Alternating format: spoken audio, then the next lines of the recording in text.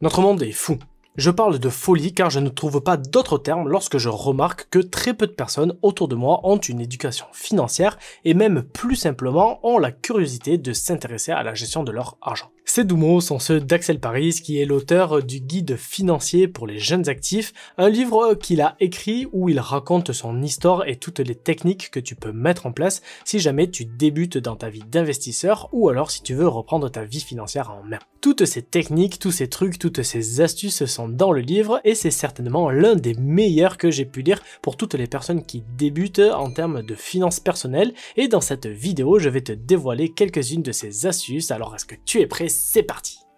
Déjà au début du livre, Axel te présente sa méthode pour réussir à t'enrichir rapidement. Pour cela, rien de très compliqué, il te propose sa recette magique pour devenir riche qui est la suivante. Il faut vivre avec peu, il faut gagner beaucoup et il faut investir énormément. Et c'est en appliquant ces quelques conseils qu'Axel souhaite arriver à un objectif de taille qui est de réussir à atteindre le 1 million d'euros de patrimoine net avant l'âge de ses 30 ans. Et pour réussir à atteindre cet objectif, il a compris qu'il allait falloir qu'il change de trajectoire, qu'il change ses habitudes de vie, car cela, même si ça semble insignifiant, à terme peut faire radicalement une énorme différence. Donc pour réussir à atteindre ses objectifs, la première des choses qu'il a compris et il te l'explique, c'est la différence entre un actif et un passif. Les termes actif et passif sont régulièrement utilisés dans le domaine des finances. D'un côté, ils vont être employés pour définir un type de revenu, on parle alors de revenu passif ou de revenu actif. De l'autre côté, ils vont caractériser ce que vous possédez. Un actif vous rapporte de l'argent, un passif vous coûte de l'argent. Donc Axel a compris l'importance de réussir à avoir des revenus qui sont dits passifs,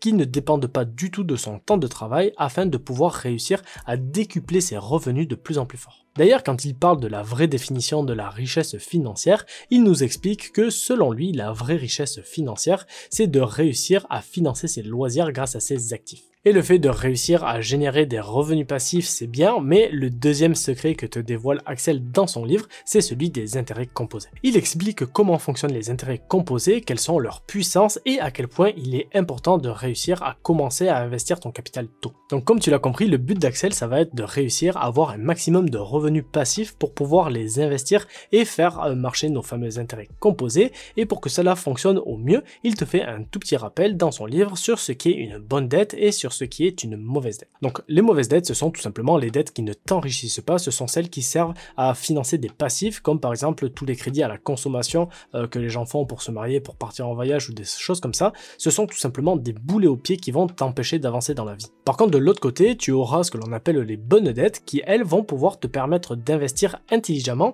et de faire marcher ce que l'on appelle l'effet de levier bancaire. Pour comprendre le principe de la bonne dette, eh bien le plus facile, ça reste de l'expliquer avec l'exemple de l'immobilier. Dans le premier cas, par exemple, si tu achètes un appartement ou une maison pour y vivre, eh bien cela te permet de pouvoir amortir l'argent emprunté et par le même biais, tu vas réussir à t'enrichir car tu ne vas pas donner ton argent à un autre propriétaire, ce qui fait que à chaque remboursement de crédit que tu fais, eh bien ça reste dans ton patrimoine, ce qui veut dire que tu t'enrichis mois après mois. Et ensuite, le second cas, c'est celui où tu vas faire un crédit immobilier pour pouvoir ensuite louer ton appartement ou ta maison pour réussir à toucher des loyers qui, eux, vont te rembourser ton crédit. Maintenant que l'on a vu comment on allait faire pour réussir à atteindre nos objectifs, il va falloir réussir à faire quelque chose de crucial en amont, ça va être de faire le point sur ses dépenses. Alors c'est bien beau d'avoir des grands objectifs financiers, mais si jamais tu ne gères pas bien ton argent, eh bien tu n'y arriveras jamais. D'ailleurs, Axel, il t'explique dans son livre qu'il ne faut pas particulièrement dépenser moins, il faut surtout réussir à dépenser mieux. Il va falloir que tu fasses une analyse de tes petites habitudes pour savoir si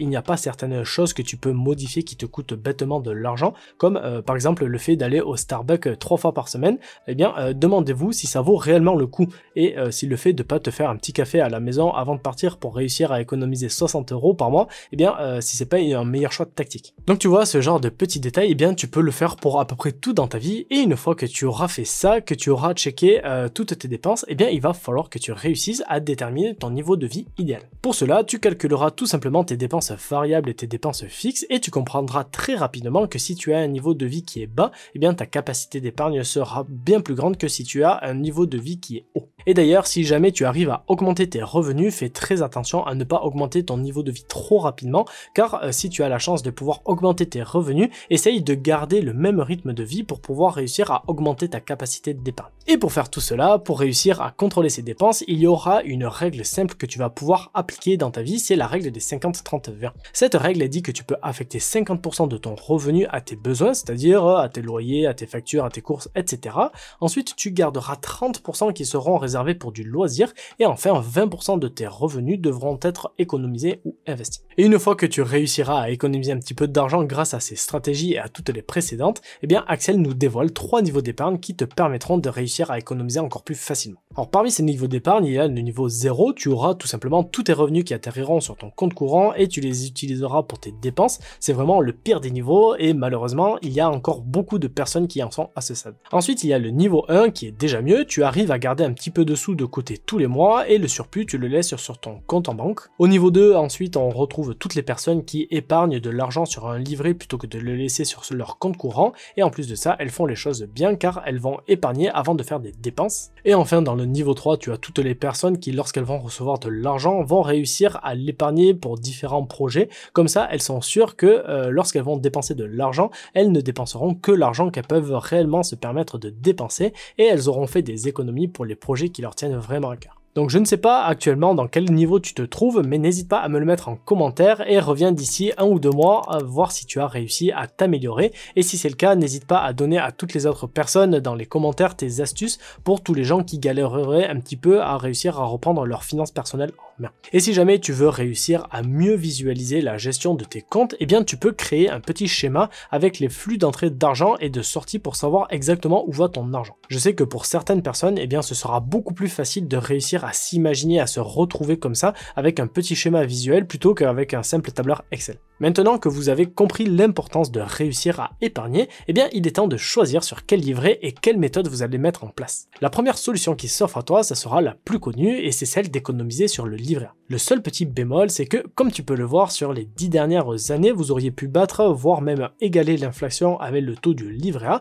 mais depuis quelques années, cela devient quasiment mission impossible. Étant donné que le livret A n'égale pas l'inflation, eh bien Axel te propose même d'autres pistes pour pouvoir placer ton argent, comme par exemple un livret jeune ou encore en LEP. Et maintenant que tu es un pro de la gestion de tes finances personnelles, que tu as réussi à économiser de l'argent et que tu voudrais passer, on va dire, au niveau un tout petit peu supérieur, eh bien Axel a fait un chapitre sur la bourse afin de pouvoir te permettre de l'appréhender un petit peu plus facilement et de comprendre comment réussir à bien investir. Dans ce chapitre, Axel aborde vraiment tous les sujets liés à la bourse de façon simple et facile à comprendre, comme par exemple comment est fixé le prix d'une action en fonction de l'offre et de la demande, qu'est-ce que le marché primaire et qu'est-ce que le marché secondaire, qu'est-ce qu'un dividende et comment est-ce qu'il fonctionne, comment investir sur les différentes devises via les ETF, la différence entre les actions et les obligations, la différence qu'il y a entre quelqu'un qui fait de l'investissement et quelqu'un qui fait du trading, et tu as même un chapitre qui est dédié à la fiscalité. Alors je passe extrêmement rapidement sur ce chapitre parce que tu as énormément de vidéos sur ma chaîne, donc je pense que tu connais déjà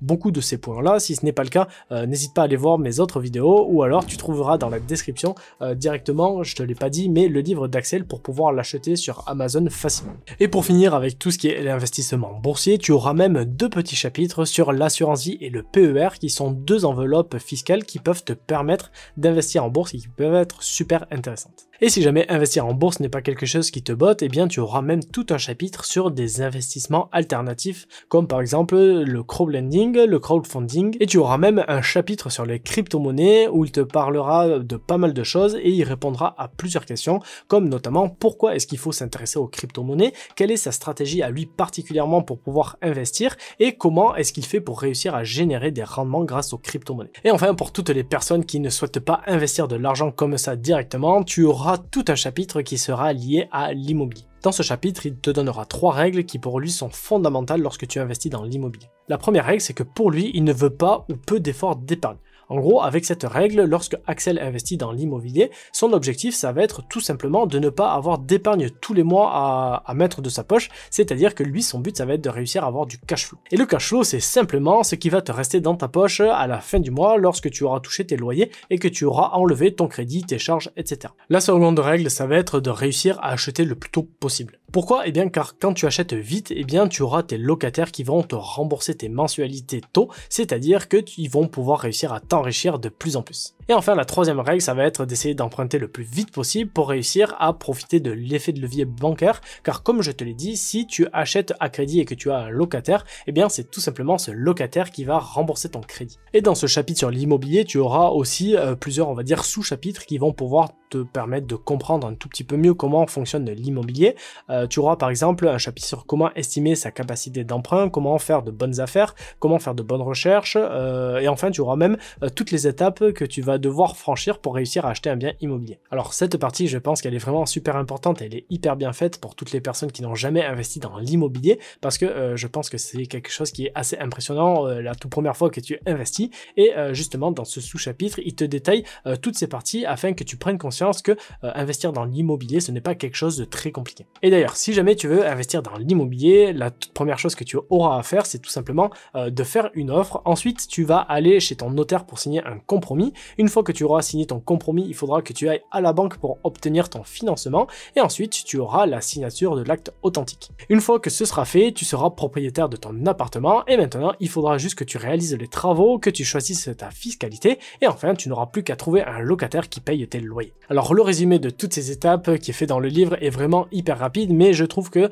c'est vraiment super sympa ce qu'il a fait parce que en plus il t'explique comment il a fait lui personnellement lors de son premier achat immobilier, ce qui permet d'appréhender vraiment encore mieux l'achat d'un bien. Et si parmi vous il y a encore des personnes qui ne se sentent pas d'acheter de l'immobilier traditionnel, eh bien tu trouveras aussi un chapitre sur les SCPI, ce sont les sociétés de civil de placement immobilier. C'est en gros tout simplement des sociétés qui vont investir dans l'immobilier et toi tu vas pouvoir investir dans ces sociétés pour investir dans l'IMO indirectement. Et enfin pour terminer ce livre, Axel te dévoilera comment est-ce qu'il a fait pour en arriver là où il est aujourd'hui et ce n'est pas un secret, il a travaillé dur pour réussir à gagner plus. Dans ce dernier chapitre, il t'indiquera l'état d'esprit que tu vas devoir avoir pour réussir à évoluer, il te parlera même de son histoire et il t'expliquera comment il a travaillé lorsqu'il travaillait avec un job étudiant, qu'il était en alternance, je crois que même il est devenu freelance, il a fait un petit peu tout ça en même temps, et enfin tu verras comment faire pour réussir à développer ta propre activité. Et une fois de plus, ce qui est super bien dans ce chapitre, c'est qu'il t'explique vraiment son parcours à lui personnellement, comment est-ce qu'il a fait pour faire tout ce qu'il t'explique, et tu vois que ça te montre que c'est possible, et il te prouve que même lui, il a réussi à le faire, mais s'il a réussi, c'est tout simplement parce que c'est un travailleur qui est hors norme, il reste ultra focus sur ses objectifs, et il te montre que si tu as le bon mindset, eh bien tu peux arriver à faire tout ce que tu as. Donc voilà mon résumé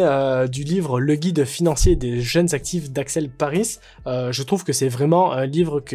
est vraiment génial parce que lorsque je l'ai dit, quand je l'ai interviewé, eh bien ce que j'ai adoré dans ce livre, c'est que si un jour je devais en écrire un, eh bien je pense que ce serait exactement ce livre-là que j'aurais écrit. Il est simple à comprendre, il est super facile pour tous les débutants et il y a énormément de ressources et d'informations qui peuvent vraiment être précieuses pour ton avenir et pour ton parcours de vie et tes objectifs. Donc je pense que c'est vraiment un livre que même je ferais lire à mes enfants dès leur plus jeune âge ou même peut-être pour les endormir afin qu'ils puissent commencer à avoir leur vie dans le bon sens et voilà. Si jamais tu es débutant, n'hésite pas à le lire, tu trouveras dans la description un lien si jamais tu veux l'acheter sur Amazon. C'est voilà, honnêtement pour les débutants c'est je pense l'un des meilleurs livres que tu puisses avoir chez toi pour commencer l'investissement et la gestion d'argent. Donc j'espère que ce résumé t'a plu, si c'est le cas n'hésite pas à mettre un gros pouce bleu et en tout cas merci à toutes les personnes qui ont regardé cette vidéo en entier. Comme d'habitude je vous dis prenez soin de vous et à la semaine prochaine pour une nouvelle vidéo. Allez, ciao ciao.